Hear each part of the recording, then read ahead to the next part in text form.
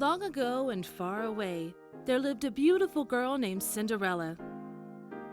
Her mother had fallen ill and died when Cinderella was a child. Now there were just the two of them, Cinderella and her father. Her father was a kind man who bought her whatever she wanted and gave her delicious food to eat. She lacked nothing, but this situation did not last long. Her father took a new wife, and this new wife brought into the family her own daughters. They were both older than Cinderella, and both of them were mean and spiteful.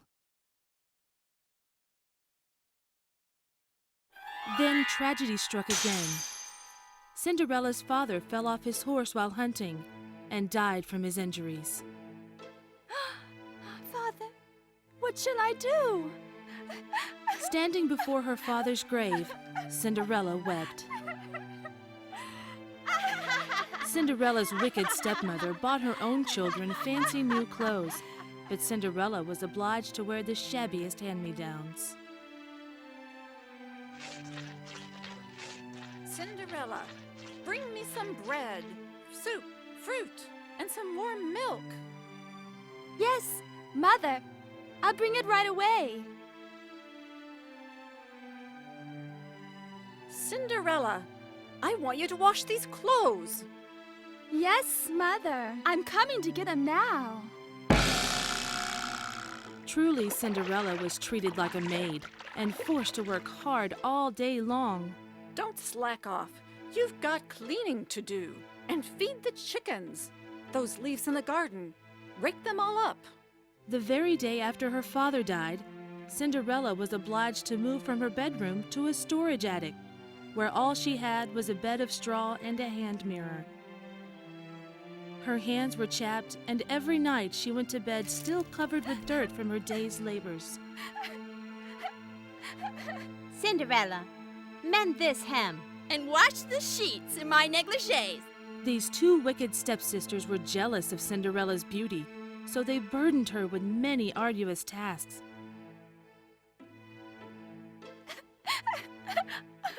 Oh, God, please help me.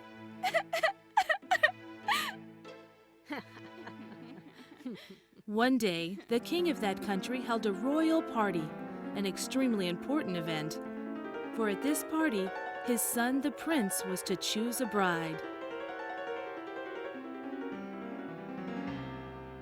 An invitation arrived at Cinderella's mansion as well. It says all the maidens in the land of 16 years old of age or so should go. As soon as the stepmother had finished reading the invitation, her daughters rejoiced. Stunning. Why, thank you. Isn't this fun? Which do you fancy? That one. What to wear? What to wear? I'm so excited. The two sisters had their pick of a whole wardrobe of fine dresses. Mother, I want to go to the party too. Don't be silly. You have to mind the house. There's grass to be mown and no end of chores to be done. But Mother, I'll do whatever you want. Cinderella wanted to go more than anything in the world. How many times do I have to say it? Pushy, aren't you? Cinderella's stepmother would not let her go to the party.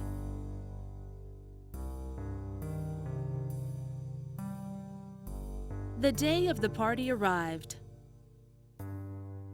So then, Cinderella, you'll mind the house now, won't you?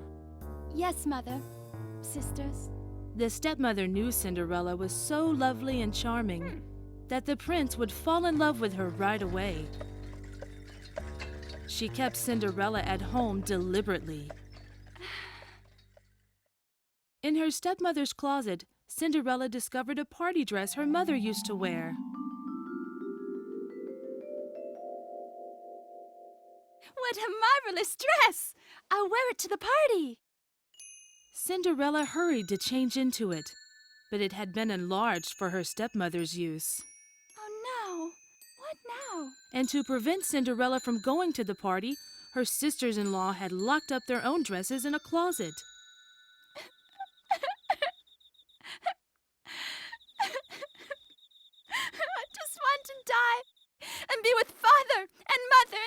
in.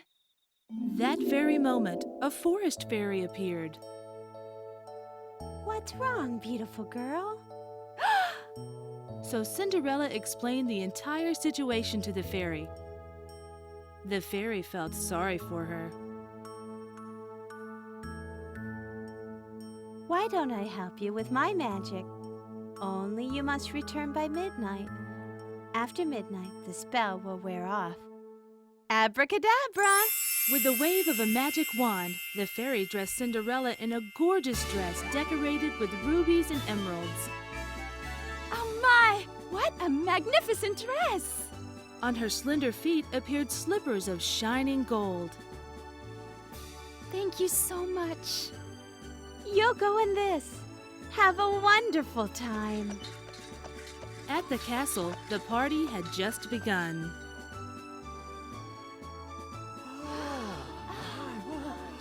The beautiful Cinderella outshone all the other women at the party. Seeing her, the prince immediately fell in love. Miss, may I have this dance? Yes, with pleasure.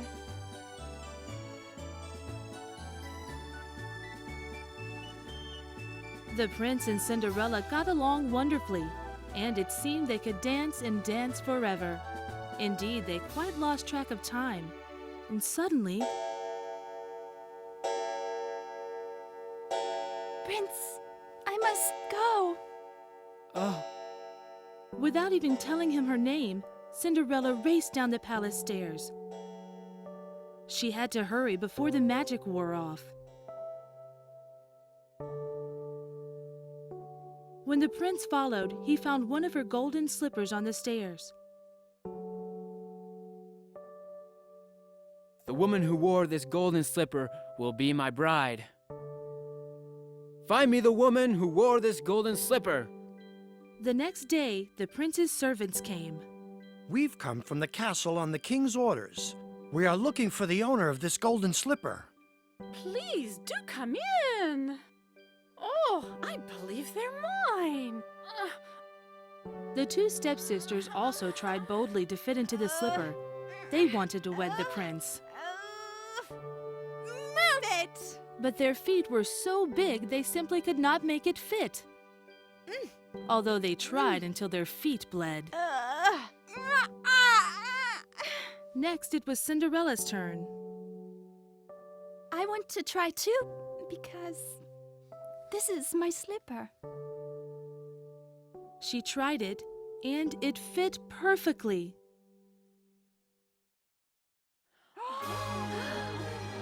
Cinderella then put on the other golden slipper. Bells pealed throughout the town as Cinderella was welcomed back to the castle. The wedding was held in the great hall of the castle. The rejoicing fairy made all the bells ring. The king and queen were overjoyed. Cinderella's stepmother and stepsisters were ashamed of their past behavior, and they welcomed her marriage from the heart. Cinderella's beauty and gentleness were spoken of throughout the land, and everyone celebrated, one and all wishing that the royal couple might live happily ever after.